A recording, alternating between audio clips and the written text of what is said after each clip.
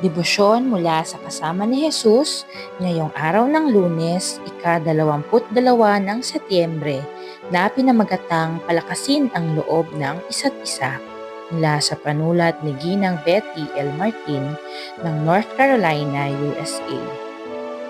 Atin pong basahin ang unang Korinto, Kabanata 1, mga talatang 1 hanggang 9 bilang batayang teksto. At ang ating pagbabatayan para sa refleksyon ay magmumula sa unang Tesalonika, Kabanata 5, talata 11. Ganito po ang sinasabi: "Dahil dito, palakasin ninyo ang loob ng bawat isa at magtulungan kayo tulad ng ginagawa ninyo ngayon." Noong Hulyo 2006, pumanaw ang anak kong si Daniel, 25 taong gulang, dahil sa ALS, nakilala rin bilang Lou Gehrig's disease. Isang madilim na yugto ito sa aking buhay. Alam kong naroon ang Diyos, pero marami akong tanong sa puso't isipan. Si Daniel ay isang mabait, maunawain at mapagmahal na anak. Napakalaki ng puso niya sa pagtulong sa iba. Kahit kailan, hindi nawala sa kanya ang kanyang malasakit at kabutihan. Noong sinabi ng mga doktor na wala ng lunas para sa kanya, tumingin siya sa akin at ang sabi, "Ma'am, huwag kang mag-alala, may plano ang Diyos."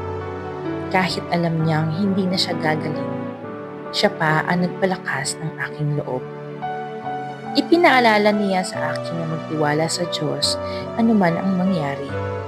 Sa gitna ng kanyang sariling paghihirap, itinuro niya sa akin ang kahalagahan ng pagmamahal at pagpapalakas sa isa't isa.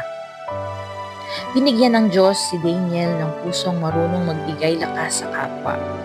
Ang simpleng utos na magpalakasan kayo ay maaaring pangkaraniwang sinasabi, pero sa totoo lang, maaaring ito ang babago sa buhay ng isang tao. Kaya huwag tayong mag-atubiling magsalita ng nagbibigay pag-asa at pagdamay. Hindi natin alam kung sino ang maaabot ng ating munting salita ng pag-ibig. Tayo po ay manalangin at isama natin ang mga pamilyang humaharap sa ALS. Mahal naming Panginoon, turuan mo po kaming magpalakasan sa isa't isa upang mapagpala namin ang aming kapwa at pagpalain din naman. Amen. Para po sa isipin ngayong araw, magbibigay ako ng pag-asa sa aking kapwa. Mapagpalang araw po sa ating lahat. Nawa ay patuloy na lumakad kasama ni Jesus.